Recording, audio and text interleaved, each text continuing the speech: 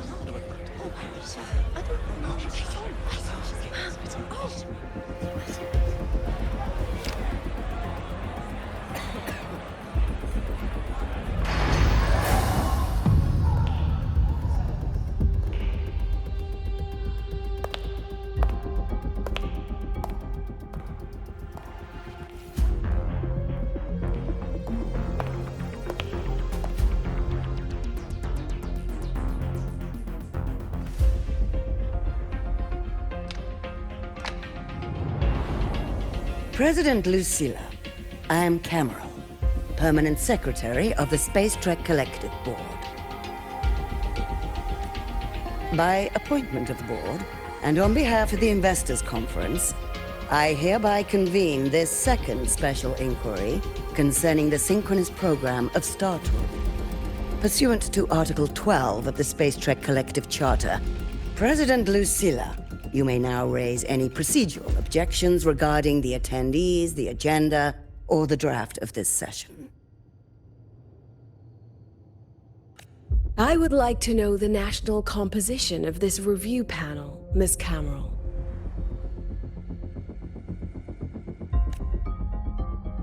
This panel consists of 10 members, all from the new Federation. 5 serve as special representatives, and of the remaining 4 permanent board members, 2 have abstained and delegated their voting rights to the Federation. Additionally, we have Mr. Alto, attending as independent auditor on behalf of the Blackshores.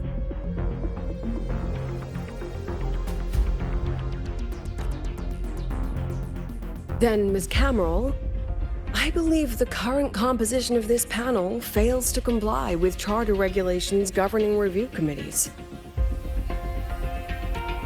According to the regulations, any participant authorized by a board member shall be deemed to hold the same nationality as that member. The panel's composition is perfectly valid. Pardon the interruption. If that's the case, then Rover, currently a student at Rebel College, can also be considered a panelist appointed by the Black Shores. Here's the paperwork. Welcome, Rover.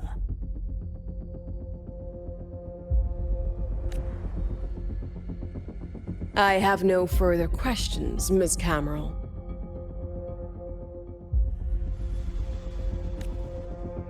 Then, per the agenda, I will now relay the investors' resolution, following our previous inquiry. Given that the loss of the Exostrider constitutes a de facto failure of the program, our immediate priority is to establish a compensation plan for the affected assets and students. Furthermore, the board directs that the synchronous program must be terminated immediately, or at minimum suspended. My stance remains unchanged, Ms. Cameron. I intend to... We require a justification.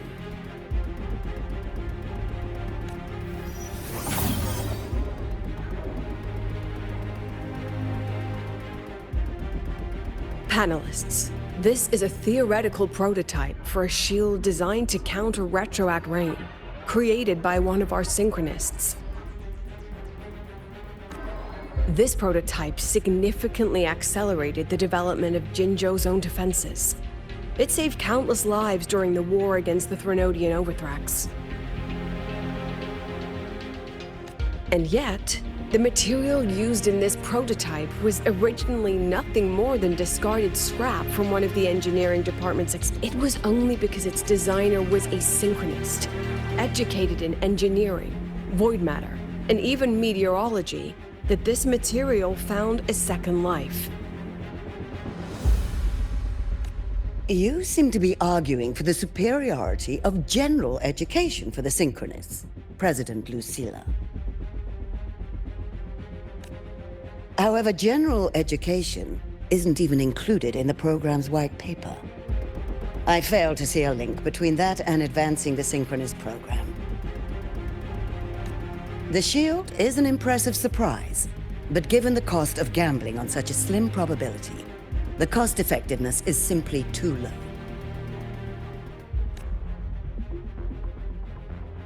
Ms. Cameron, panelists, how exactly are we meant to measure the cost-effectiveness of failure?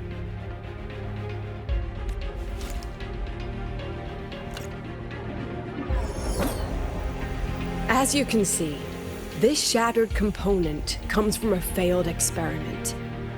One that was not even recorded in the Collective's official gazette. A synchronist gave her life as the price for validating her theory.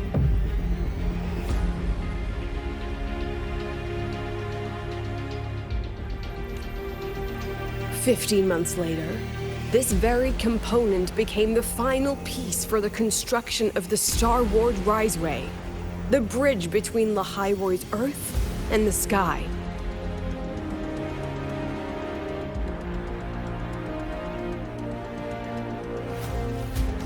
Humanity does not always set out for the sake of victory, Ms. Cameron.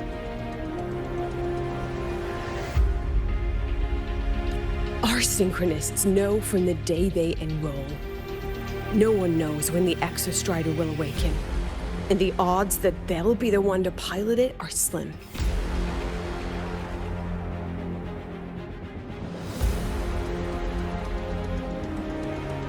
Yet they come anyway.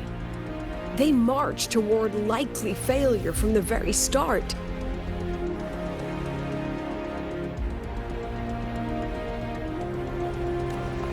So I ask you, can you truly say that such failure has no value? And how can we call that a failure of the Synchronists, when the Exostrider was the one who banished LF1 from our world?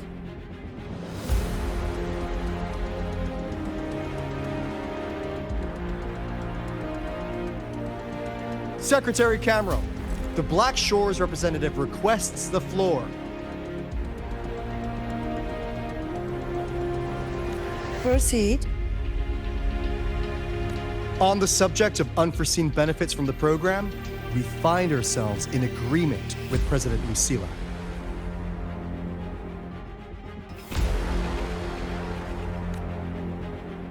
This is a set of disclosable data we just compiled.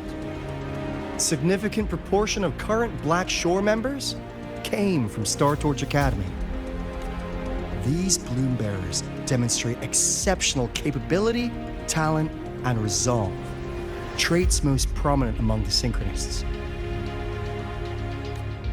Furthermore, the Synchronists serve as role models for other students. I believe Rover is better suited to speak on that.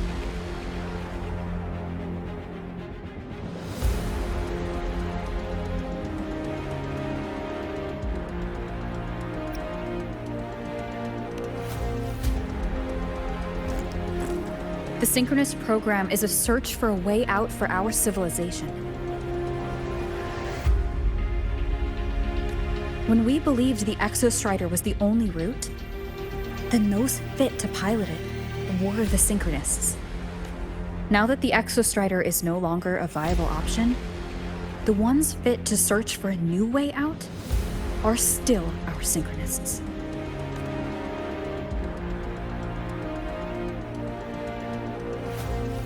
Yes, which is why I must disagree with evaluating the Synchronist program purely in terms of cost-effectiveness. I urge investors to reconsider the criteria used to measure its value.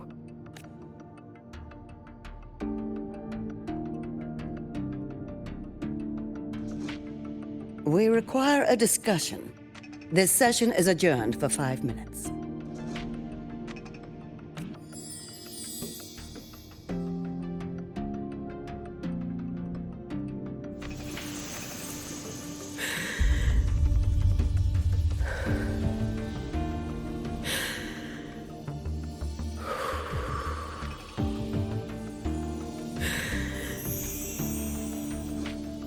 Let them see your potential. Let them see your value. But that is not enough.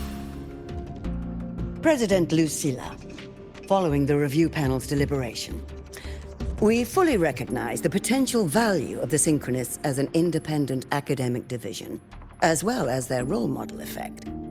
However,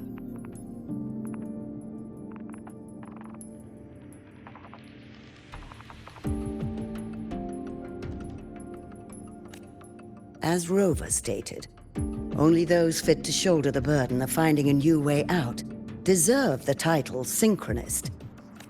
Therefore, we propose a compromise. Rebel College will be preserved, but all future training must be subject to the guidance and review of this panel. Let's both take a step back, shall we? President Lucilla.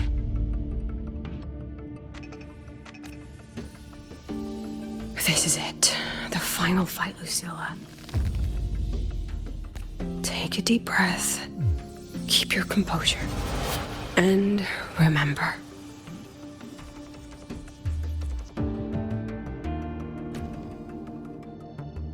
Everything you regret. Everything that brings you joy. Everything you have lost. Everything you have witnessed. The answer you chase.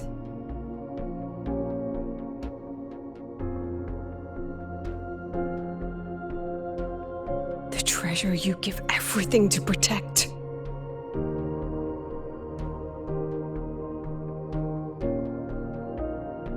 No, that won't be necessary, Secretary Cameron.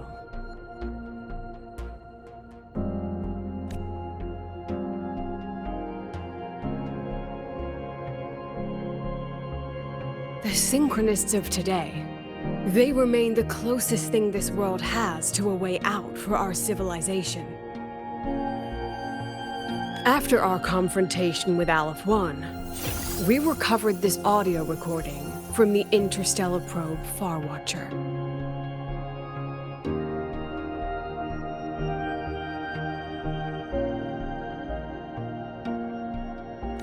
It's nothing more than static.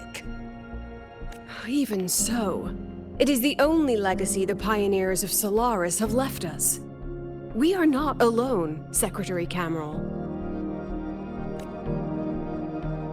Just as our ancestors took shelter in caves, just as Star Torch Academy was built in Lahiroi, just as humanity itself endured, a brave soul took the first step to claim that future. I fail to see what this has to do with the Synchronists. Using Rebel College research, we can build vehicles driven entirely by augmented resonance. That means complete immunity to frequency interference. And the training our Synchronists undergo makes them the perfect pilots for these vessels.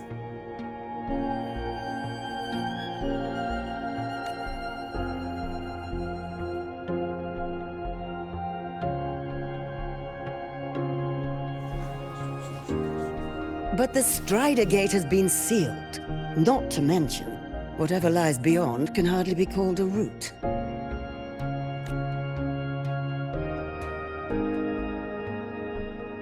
Who said civilization's route to the future has to go down?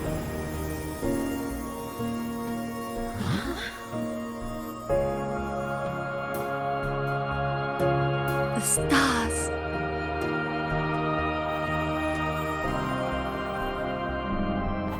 President Lucilla, I'm sure you know, any instrument that nears the etheric sea I am well aware of that.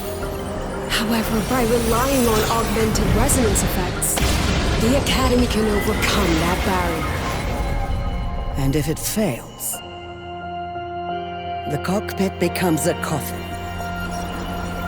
Is that a chance you're willing to take?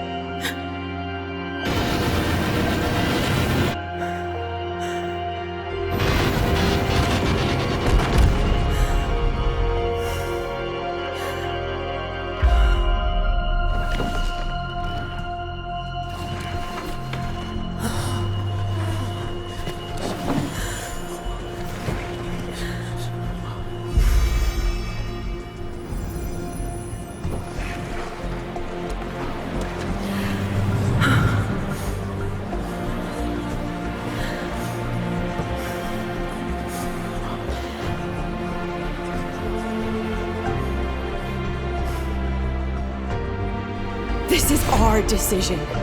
If the answer lies beyond death, then that's where we go. Just wait and see. My brightest students will pierce the sky for all to see.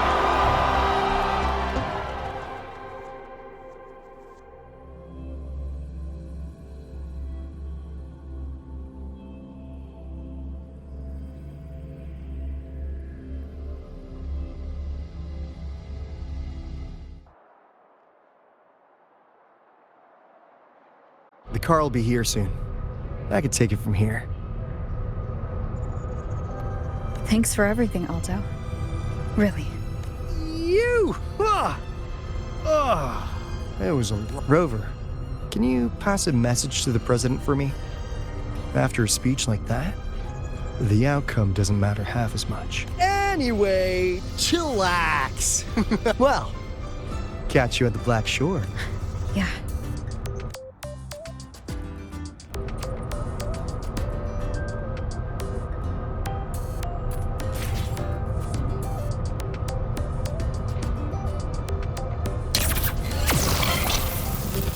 The lenses convert the reactor drive's light into storeable energy.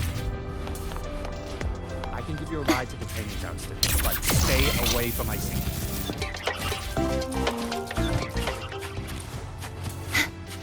Professor, I admit there are a few Engineering errors. wrecked the testing ground floor again. But look, Are they it's trying to running launch just fine. themselves to the moon?